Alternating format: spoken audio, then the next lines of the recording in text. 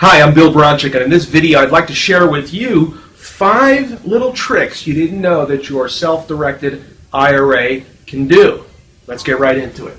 Number 1, you can co-invest.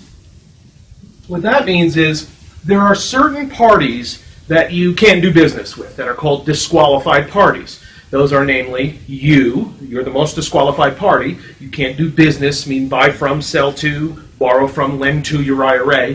That includes your spouse and his or her IRA, parents, their IRAs, grandparents, kids, their spouses, grandkids, their spouses. So pretty much everyone, yourself, your spouse, and everyone up and down the lineal ascendancy or descendancy are disqualified parties. It doesn't include siblings, aunts, uncles, cousins, and totally unrelated parties. So the general rule is with disqualified parties, you can't borrow from or lend to or buy a house from or sell to and so forth. But you can co-invest. So let's use a simple example. Let's say you had an IRA and your IRA wanted to buy stock in Google. Could you individually buy stock in Google too? Could you co-invest in the same company? Of course you could.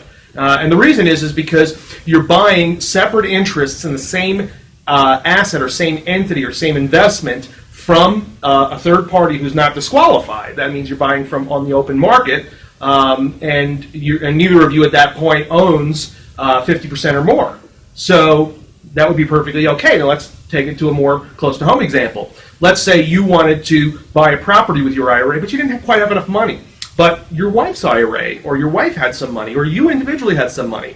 Can we co-invest in the same asset? Well, the rule is that as long as this asset that you're buying is a non-disqualified party, an NDP, so it's already owned by someone who's not disqualified, and they're selling it to, let's say, multiple parties. So it could be you, your IRA, and let's say your spouse can all go in together and buy separate interests in the same asset from a non-disqualified party. That'd be fine. So in this case, you would all be what's called tenants in common, TIC, tenants in common, and the deed would read you as to, let's say, 30% ownership, and your IRA as to 40% ownership, and your spouse as to the rest of the ownership as tenants in common.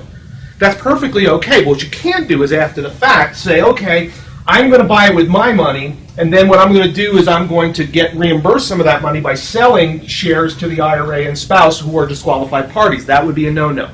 So general rules with co-investing is you have to go in together, same time, and buy separate interests in the same asset from a non-disqualified party. I know that's a mouthful, but rewind it and listen again. Non-disqualified party selling it, same time, separate interests in the same asset, and you can co-invest together accordingly. So that's the first one. The second one would be to borrow from it. I'm going to put that loosely in quotes. Now, Bill, you just said you can't borrow from your IRA. You're in a disqualified party. That's true. But there is sort of a backdoor little trick around it that you can do a limited borrowing about once a year. And that is, let's say you were going to take your IRA out of Fidelity, your money out of Fidelity. Now, you probably wouldn't have it there anyway if you're watching this video, but just follow the example. So your custodian, Fidelity, has the money. And you said, okay, I'm going to take that money out, and I want to put it in a different custodian, Schwab.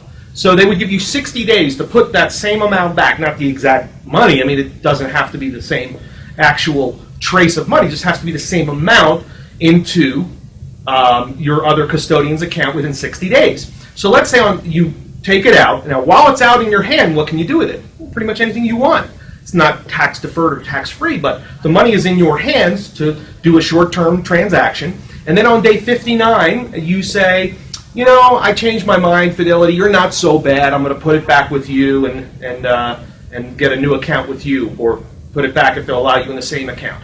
Basically, what you've done is borrowed. It's just a free pass you get, and you can only do that once a year. So that's a little trick to borrow where you can't really borrow from an IRA. The last one is how to do backdoor, I should say the third one, backdoor Roth contributions. So if you make too much money, you can't contribute to a Roth in that year if you make too much. Now, How do you get money in a Roth then? Well, you could always make what's called a non-deductible contribution to a traditional IRA. So if you have a traditional IRA, you can make a contribution, but it's not deductible because you make too much. Then what do? Well, every couple of years you make those non-deductible contributions, and then what do? You roll them into the Roth. Does that make sense? So you make non-deductible contributions to a traditional IRA and then roll them every couple of years into the Roth IRA. Sort of a backdoor way. A little complicated, but worth doing if you want to get more money into your Roth IRA. Number 4, your IRA can borrow, of course, from non-disqualified parties. If you're catching on, you would know that anyway. So a lot of people think IRAs can't borrow. That's not true. IRAs can borrow money. So if you don't have enough money to buy a property in your self-directed IRA and you want to borrow for the rest, there's a couple of rules about that. Number 1, it has to be non-recourse loan. That means it must specifically say in the note, in the event of default, the lender's only recourse is to foreclose the property, not to go against either the IRA itself or you individually. So obviously you couldn't give a personal guarantee on a note. Thus, having your IRA put up $50,000 as a down payment and borrowing $150 from a bank where it required your personal signature, that's out of the question. So there must be no personal guarantees and no recourse against the IRA. Okay? Now, there are some tax rules you have to be aware of when you do leverage with money. It's called UDFI, Unrelated Debt Financed Income. And I'm not going to go too much into it because you can look it up on the internet or some of my other articles. But basically the rule is to the extent that you leverage, you've got to pay tax on the profits of that portion. So let me give you a simple example. $100,000 property purchase. Your IRA puts up $50,000, you borrow non-recourse money, $50,000. So 50% of the original purchase was done with debt. You fix it up, you sell it a few months later, 50% of the profits would be taxable on your personal return because of the leveraged UDFI debt rule. Okay, and that's all I want to say about it right now. If you have any questions, just drop me an email or you can look at some of the articles about UDFI on my website. Okay, and the last little trick that you may not be aware of, number 5, is you can checkbook control your IRA. That means what you can do is you can form an LLC. Well, actually, you can't form it. Let's just say an LLC can be formed by a non-disqualified party. That's usually an attorney or someone like that. And then you direct your IRA custodian to buy the membership of the newly formed LLC. So this is not much different than the Google stock example. You could tell your custodian, go buy 5 shares of Google stock.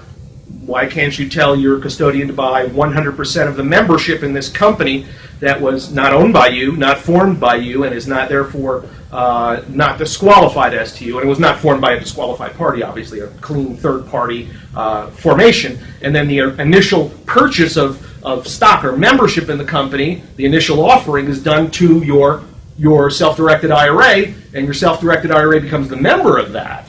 And therefore, the money goes from your IRA custodian to the LLC's bank account, just like any offering would work that way. And then once the money is all transacted and everything is in there, then the IRA/LLC that has been formed can appoint you as the manager, which gives you checkbook control.